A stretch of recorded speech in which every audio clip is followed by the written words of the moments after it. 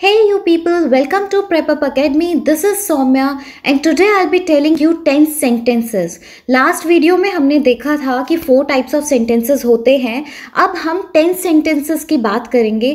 Tenses को start करने से पहले हम ये समझेंगे कि टेंस के सेंटेंसेस को फ्रेम कैसे करते हैं. Now see, we have divided 10 sentences into 4 parts. ठीक है, तो टेंसेस को समझने से पहले ये 4 पार्ट समझने बहुत जरूरी हैं और ये बहुत इजी होते हैं अगर आप ढंग से समझोगे तो. First is positive sentence. Positive sentence कौन सा होता है? जो एक सिंपल सी स्टेटमेंट दी हुई होती है.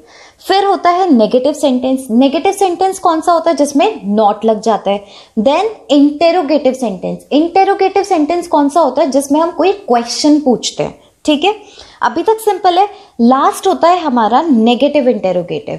ये जो नेगेटिव इंटेरोगेटिव है ये हम थोड़ा सा बाद में देखेंगे, पहले हम इन तीनों के बारे में बात करेंगे. But let me tell you, negative interrogative वो होता है जिसमें हम कोई क्वेश्चन भी पूछ रहे हैं और नॉट भी लग रहा है. जैसे कि इंटेरोगेटिव में आपने पूछा तुम क्या कर रहे हो, तो नेगेटिव इंटेरोगेटिव में यू विल आस्क तुम क्या नहीं कर रहे हो. So that is negative interrogative. But ये हम बाद में देखेंगे, पहले हम इन 3 सेंटेंसेस की बात करेंगे. तो अगर हम इनिशियली यहां पर देखें, 2 सेंटेंसेस लिखे हैं मैंने पॉजिटिव, जो सिंपल स्टेटमेंट है. That first is you are stupid, तुम बेवकूफ हो. तो ये एक सिंपल स्टेटमेंट है. Next is I am your girlfriend, मैं तुम्हारी गर्लफ्रेंड हूं. ठीक है, तो ये 2 सेंटेंसेस सिंपल स्टेटमेंट है. अब देखो हम इन सेंटेंसेस का नेगेटिव सेंटेंस कैसे बनाते हैं. तो जब भी हमें पॉजिटिव सेंटेंस को नेगेटिव बनाना है तो हमें क्या करना है? हमें हेल्पिंग वर्ब ढूंढनी है उस सेंटेंस में. मैंने आपको वर्ब्स बताया था, उसमें मैंने आपको हेल्पिंग वर्ब बताई थी, is, am, are, was, were, has, have, do, does. तो हमें क्या करना होता है? हमें पॉजिटिव सेंटेंस में हेल्पिंग वर्ब ढूंढना होता है. मतलब हम इस सेंटेंस में ये देखेंगे कि हेल्पिंग वर्ब कौन सी है. तो अब आप मेरे को बताओ इस सेंटेंस में हेल्पिंग वर्ब कौन सी है? आर जो है वो हमारी हेल्पिंग वर्ब होती है, इज, एम, आर. ठीक है, तो यहां पर हेल्पिंग वर्ब क्या है? आर. तो हम कुछ नहीं करेंगे, हम क्या करेंगे? सिर्फ सेंटेंस में हेल्पिंग वर्ब ढूंढेंगे और क्या करेंगे? हेल्पिंग वर्ब के आगे हम क्या लगा देंगे? नॉट. अब आपको दिमाग नहीं लगाना कि यार मेरे को ये तो पता है कि मैं बेवकूफ हूं, इसको पॉजिटिव कैसे बनाता है? You are stupid. पर मैं बेवकूफ नहीं हूं, इसको कैसे बनाएंगे? तो ये जो कंफ्यूजन है ये आपको दिमाग में नहीं रखनी है. सिर्फ हर एक सेंटेंस में ये देखना है कि मेरे यहां पर हेल्पिंग वर्ब कौन सी है और उसके आगे नॉट लगा देना है. तो ये सिंपल सा कैसे बन जाएगा? That you are not stupid, क्योंकि आर हमारी हेल्पिंग वर्ब है. अब यहां पे मेरे को बताने की जरूरत नहीं है. देखो, आई एम योर गर्लफ्रेंड, तो यहां पर क्या है? एम, इज, एम, आर बताया था ना मैंने. तो एम यहां पर हमारी हेल्पिंग वर्ब है, इसके आगे हम नॉट लगा देंगे. आई एम नॉट योर गर्लफ्रेंड. देखो, नाउ आई नो सबके दिमाग में एक क्वेश्चन आ रहा होगा कि यार पॉजिटिव से नेगेटिव बनाना तो बहुत इजी है. हेल्पिंग वर्ब ढूंढी, उसमें नॉट लगाया, खत्म कहानी. प्रॉब्लम तो तब आती है जब हमें इंटेरोगेटिव सेंटेंस बनाना होता है. मतलब हमें ये तो पता है कि तुम बेवकूफ हो, इसकी इंग्लिश क्या होगी, पर क्या तुम बेवकूफ हो ये कैसे बनाए ये समझ नहीं आता. या फिर अगर कोई एक बहुत ही बड़ा क्वेश्चन मार्क वाला कोई सेंटेंस हमें किसी से पूछना हो तो बिल्कुल ही समझ नहीं आता है ना. बहुत सिंपल होता है, सीरियसली बहुत सिंपल होता है. देखो, पॉजिटिव सेंटेंस देखा हमने, यू आर स्टूपिड. यहां पे हमने किया, इसमें भी हमें क्या करना है? इंटेरोगेटिव में हेल्पिंग वर्ब ढूंढनी है. हेल्पिंग वर्ब ढूंढनी है.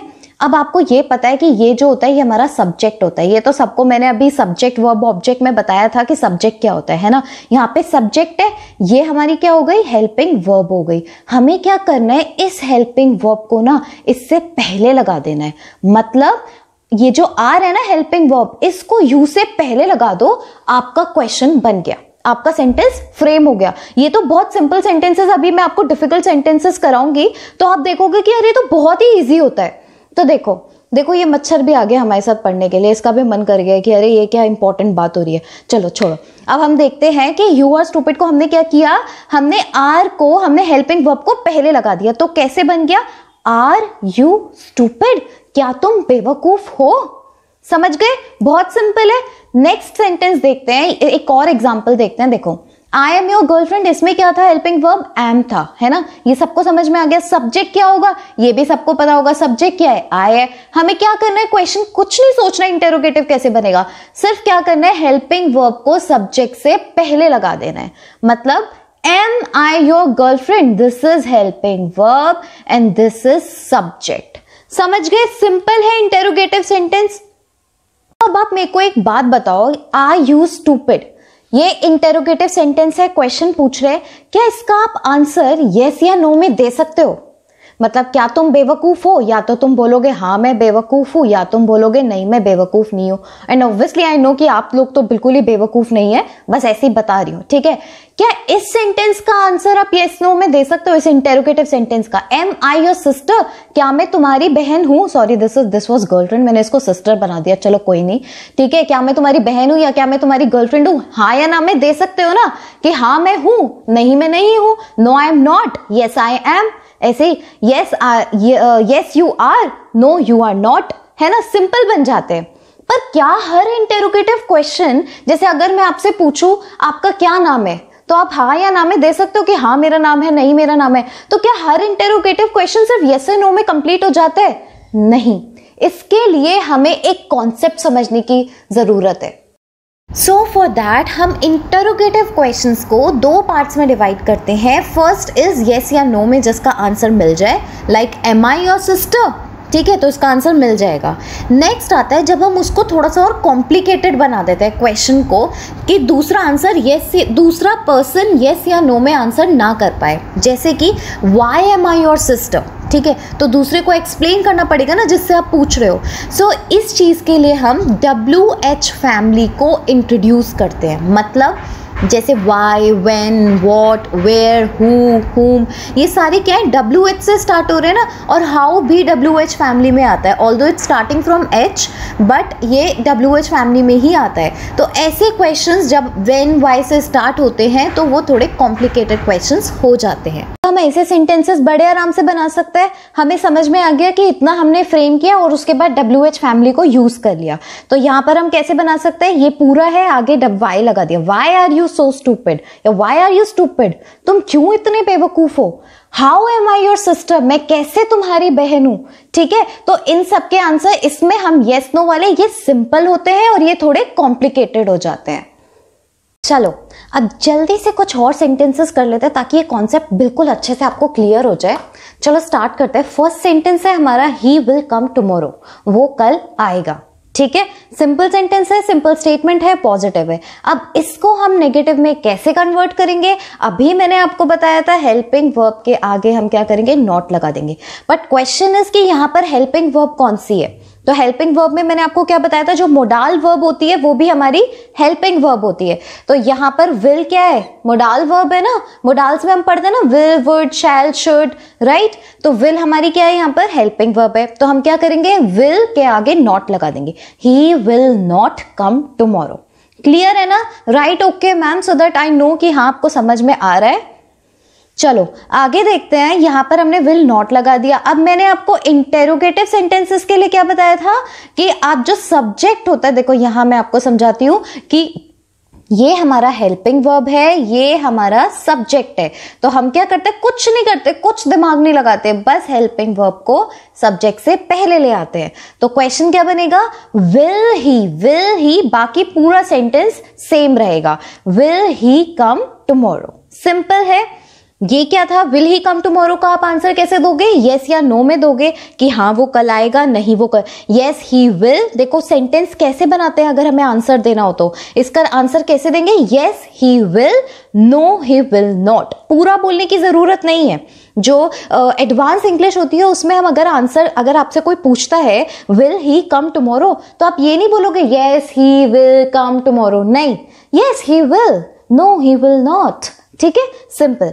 अब और कॉम्प्लिकेटेड कैसे बनाते हैं, मतलब WH फैमिली को कैसे इंट्रोड्यूस करते हैं, व्हेन, व्हाई, हाउ। तो हम क्या करते हैं, बस आगे व्हेन लगाते थे, when will he come tomorrow.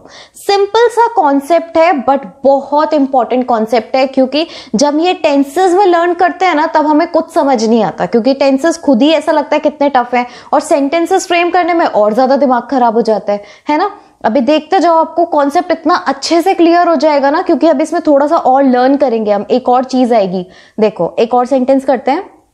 Mic is going to market, helping Mike market में जा रहा है, मार्केट जा रहा है। तो इस क्या है हमारी यहाँ पर हेल्पिंग वर्ब है। नॉट लगा देंगे तो क्या बन जाएगा negative, Mike is not going to market, बाकी सारा सेम।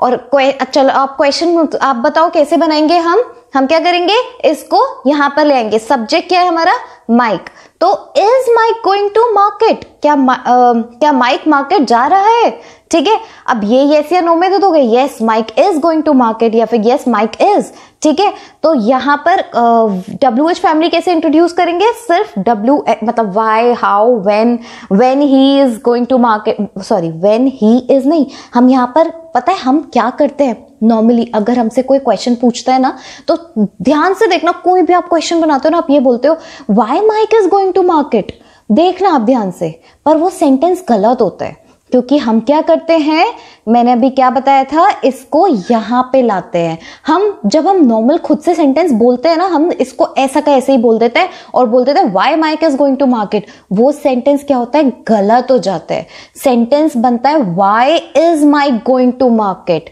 ये बहुत इंपॉर्टेंट है, सब गलत करते हैं। जब हम वर्बली सेंटेंसेस बोलते हैं ना अपनी डेली लाइफ में, हम कभी ऐसे नहीं बोलते, हम क्या बोलते हैं, when he will come tomorrow, या व्हेन ही विल कम, यार मुझे पता ही नहीं है कब आएगा वो, व्हेन ही विल कम नहीं, when will he come, okay, simple है। आगे बढ़ते हैं, जल्दी से 2 और एग्जांपल्स देखते हैं, फिर हम नया कॉन्सेप्ट करेंगे, ठीक है। जल्दी से देखो, they are happy, helping verb क्या है, आर, जल्दी जल्दी बनाओ।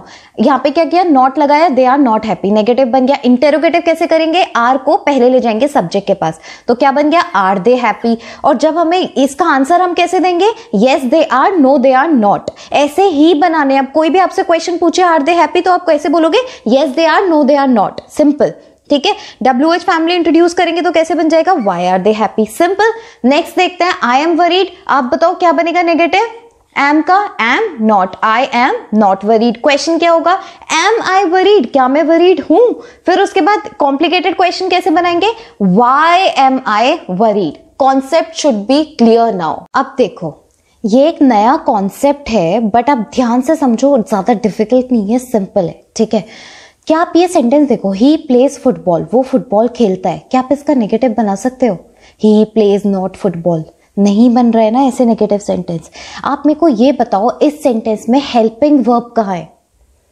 आपको याद होगा कि मैंने आपको बताया था कि सेंटेंस का स्ट्रक्चर क्या होता है, क्या बताया था मैंने आपको, सब्जेक्ट होता है, वर्ब होता है, ऑब्जेक्ट होता है, और ये हमारा सेंटेंस का स्ट्रक्चर होता है। मैंने आपको सेंटेंस की वीडियो में बताया था, है ना। तो यहां पर क्या है हमारा, ये सब्जेक्ट हो गया, इसके हिसाब से देखते हैं ना हम, ये वर्ब हो गई और ये ऑब्जेक्ट हो गया, सिंपल है ना ये।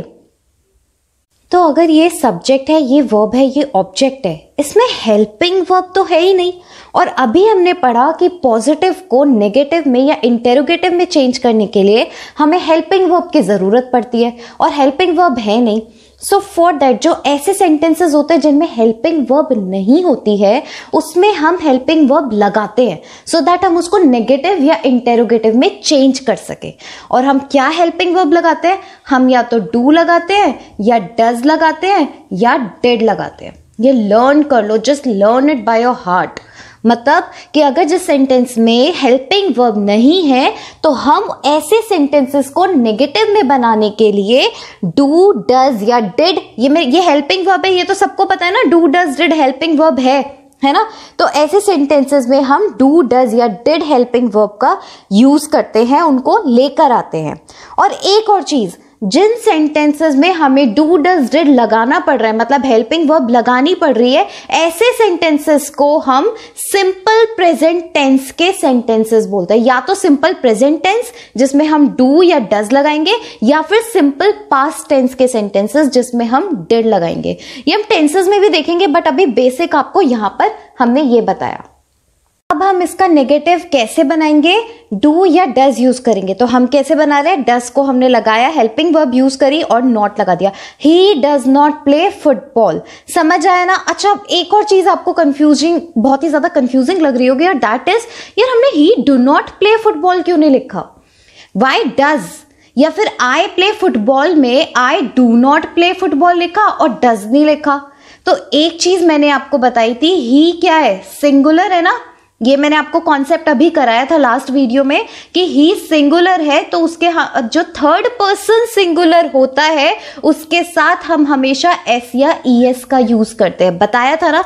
तो डज में एस या ईएस यूज किया, डू में एस या ईएस लगाकर उसको डज बनाया, और ही क्या है, थर्ड पर्सन सिंगुलर है, दैट्स वाई हमने डज नॉट लगाया। आई क्या है, थर्ड पर्सन सिंगुलर है, नहीं वो क्या, तो इसलिए हम इसको डू ही लगाएंगे, इसमें एस या ईएस नहीं लगाएंगे। चलो ये कॉन्सेप्ट तो आपको बहुत क्लियर हो गया। लेकिन एक और चीज, आपने एक चीज देखी, यहां मैंने क्या लिखा, ही प्लेज फुटबॉल, यहां मैंने एस क्यों नहीं लगाया, ये तो ऐसा का ऐसा ही आना चाहिए था ना। तो देखो एक चीज आप ये हमेशा याद रखना कि जब आपने, देखो दो वर्ब हो गए ना, ये हेल्पिंग वर्ब हो गई और ये क्या हो गई, मेन वर्ब हो गई। जब आप ऑलरेडी एस या ईएस यूज कर चुके हो, हेल्पिंग वर्ब में कर दिया ना, इसको देखकर कि ये थर्ड पर्सन सिंगुलर है, तो यहाँ पे एस या ईएस का यूज हमने कर लिया। जब आप वर्ब को, दो वर्ब्स हैं, जब आप वर्ब को ऑलरेडी एक जगह चेंज कर चुके हो तो दूसरी वर्ब को मत करो, उसे मत छेड़ो। वो कहेगी यार तुम ऑलरेडी तो एस या ईएस लगा चुके हो, तुम मुझे क्यों परेशान कर रहे हो, है ना। तो जब आप डू या डज में वर्ब को चेंज कर चुके हो तो दूसरी वर्ब को ऐसे ही छोड़ दो, उसे परेशान करने की जरूरत नहीं है, उसे गुस्सा आ जाएगा कि यार मुझे बार बार क्यों चेंज कर रहे हो, है ना। तो सिंपल सी चीज है, जब आप यहाँ पे लगा दिया तो इस वर्ब को नॉर्मल रहने दो, ठीक है। ऐसे यहाँ पर आई प्ले है तो यहाँ पे एस या ईएस नहीं लगाएंगे, इसको ऐसा का ऐसे ही रहने दो। यहाँ पे हमने चेंज कर दिया ना, आई को देखकर लगा दिया हमने कि जो लगना था, ठीक है। तो सिंपल कॉन्सेप्ट है, समझ आ गया। देखो इंटेरोगेटिव कैसे बनाएंगे, यार पता है नेगेटिव बनाना आ गया ना, इंटेरोगेटिव में कुछ नहीं है। अब ये चीज आपको समझ में आ गई है कि डज कैसे लगा, यहाँ पे थर्ड पर्सन सिंगुलर था इसलिए डज, डज तो हमें इंट्रोड्यूस करना ही था खैर, क्योंकि यहाँ पे हेल्पिंग वर्ब नहीं थी, ठीक है। ईएस क्यों लगाया डू में, क्योंकि थर्ड पर्सन सिंगुलर है, समझ आ गया, ठीक है। दूसरी वर्ब को हमें चेंज नहीं करना, ये बना दिया ना, सिंपल था, इंटेरोगेटिव में कुछ नहीं करना, वही चीज है, ही डज प्ले फुटबॉल, ठीक है। तो यहाँ पे ये हेल्पिंग वर्ब हमने इंट्रोड्यूस करी है ना, इसको सब्जेक्ट सब्जेक्ट से पहले ले आएंगे, डज ही प्ले फुटबॉल, जो हमने यहाँ पे, तो ये तो हमें कॉन्सेप्ट समझ में आ ही गया कि इसको चेंज नहीं करना, डज ही प्ले फुटबॉल, बहुत सिंपल है, इंटेरोगेटिव बन जाएगा। नेगेटिव में सबसे बड़ी दिक्कत आती है, बट ऑब्वियसली अगर नेगेटिव नहीं बन पाया तो इंटेरोगेटिव भी नहीं बन पाएगा, है ना। और इसी का कॉम्प्लिकेटेड कैसे बनाएंगे, why does he, when does he, who, how, सारे ये ऐसे बन जाएंगे, ठीक है। ये देखते हैं, आई प्ले फुटबॉल, ये समझ में आ गया ना कि देखो थर्ड पर्सन सिंगुलर ये नहीं है तो डू लगाए और इसको चेंज नहीं करेंगे। इसको कैसे बनाएंगे, भाई इंटेरोगेटिव बहुत सिंपल है, डू को यहां पर ले आए सब्जेक्ट से पहले, डू आई प्ले फुटबॉल। इसको complicated, why do I play football, simple है ना। ये लास्ट है, पक्का 2 सेंटेंसेस और देख लो, कॉन्सेप्ट एकदम अच्छे से क्लियर हो जाएगा, ठीक है। बस 2 सेंटेंसेस और, ठीक है। वी प्ले फुटबॉल, क्या करेंगे, ये मेन वर्ब है, हेल्पिंग वर्ब हमें यहाँ पे नजर नहीं आ रही है, तो हम क्या करेंगे, डू डज या डिड का यूज करेंगे। अच्छा अभी डिड का कॉन्सेप्ट और कराना है, एक और एग्जाम्पल बताऊंगी इसके बाद, चलो ठीक है। तो यहाँ पर हमने क्या किया, we does not play football क्यों नहीं लिखा मैंने, वी डू नॉट प्ले क्यों लिखा, कोई बता सकता है मेरे को। क्योंकि वी क्या है, थर्ड पर्सन सिंगुलर नहीं है, वी थर्ड पर्सन सिंगुलर नहीं है ना, वी प्लूरल होता है, तो इसलिए वी डू नॉट, ठीक है, समझ आ गया, we do not play football, ठीक है। इसका कैसे करेंगे, ये हमने बना ही लिया है, तो हेल्पिंग वर्ब को क्या करते हैं, सब्जेक्ट से पहले ले आता है, डू वी प्ले फुटबॉल। एक और एग्जाम्पल देखते हैं, सौम्या ईट्स बर्गर, ठीक है। इसको कैसे बनाएंगे, यहाँ पे भी हमें हेल्पिंग वर्ब, ये तो मेन वर्ब है ना, हेल्पिंग वर्ब तो है ही नहीं, तो हमें समझ में आ गया कि भाई ये तो सिंपल प्रेजेंट का सेंटेंस है, क्यों, वैसे भी ये प्रेजेंट टेंस में है ना, वो मैं बताऊंगी प्रेजेंट टेंस क्या होता है। तो क्या करेंगे, डज का यूज करेंगे। क्यों यूज करेंगे, डज का क्यों यूज किया, क्योंकि नेम है, मैंने क्या बताया था, ही शी इट और name, Saumya does not eat burger, ठीक है, तो डज यूज किया। और इसका इंटेरोगेटिव कैसे बनाया, डज सौम्या, और सौम्या नेम है तो कैपिटल लेटर्स में, ये मैंने आपको फर्स्ट नाउन के उसमें बताया था वीडियो में, डज सौम्या ईट बर्गर। अच्छा एक और चीज, यहाँ पे मैंने ईट्स क्यों नहीं लिखा, क्या बताया था मैंने कि एक हेल्पिंग वर्ब में हम ऑलरेडी सौम्या को देखकर चेंज कर चुके हैं, एस या ईएस हम लगा चुके हैं, तो दूसरी जो मेन वर्ब है ना उसको ऐसे ही छोड़ देना है, उसे परेशान नहीं करना है। एक बार वर्ब को परेशान कर दिया ना तो दूसरी वर्ब को ऐसा का ऐसे ही छोड़ दो। हम हमेशा, अब कभी भी देख लेना आप सेंटेंस बनाओगे ना, आप यही बोलोगे, Saumya does not eats burger, no, Saumya does not eat burger. Does Saumya eat burger? तो ये कॉन्सेप्ट बहुत इंपॉर्टेंट है, इसको अच्छे से समझ लो। एक एग्जाम्पल ना डिड का देख लेता है, क्योंकि ये भी ना बहुत इंपॉर्टेंट है, अदरवाइज आपको प्रॉब्लम होगी। ठीक है, बस एक और एग्जाम्पल देखो, ध्यान से देखो। ही केम टू द स्कूल। क्या आपको ये समझ में आ रहा है कि ये डिड मतलब ये पास्ट, अच्छा पहले तो ये सिंपल प्रेजेंट नहीं है, ये सिंपल पास्ट टेंस का है। कैसे है? ही केम, केम क्या होता है? वर्ब की सेकेंड फॉर्म है। वर्ब की, ये मैं आपको टेंसेस में अच्छे से क्लियर करूंगी, बट जहां वर्ब की सेकेंड फॉर्म लगती है वो सिंपल पास्ट का सेंटेंस बन जाता है। टेंशन मतलब वो मैं आपको भी बताऊंगी सिंपल पास्ट में। तो केम क्या है? Main verb. He came to the school, ये हेल्पिंग वर्ब होती है? केम नहीं होती ना। Is, am, are, was, were, do, does, did, has, have, had, और उसके बाद सारी मोडाल वर्ब्स, उसके अलावा कोई नहीं होती। केम हमारा नहीं है। केम क्या है? यहाँ पर मेन वर्ब है। अब हमें समझ में आ गया था कि जब मेन वर्ब है तो हमें क्या यूज करना है? डू, डज या डिड। पर ये तो हमारा पास्ट फॉर्म है। डू का पास्ट क्या होता है? डिड होता है। ये याद रखना, डू का पास्ट फॉर्म डिड होता है। ठीक है, तो हमने क्या किया? हमने डिड इंट्रोड्यूस करा। डिड के बाद हमें इसे नेगेटिव में चेंज करना है, तो हमने क्या किया? नॉट लगा दिया। He did not come to the school.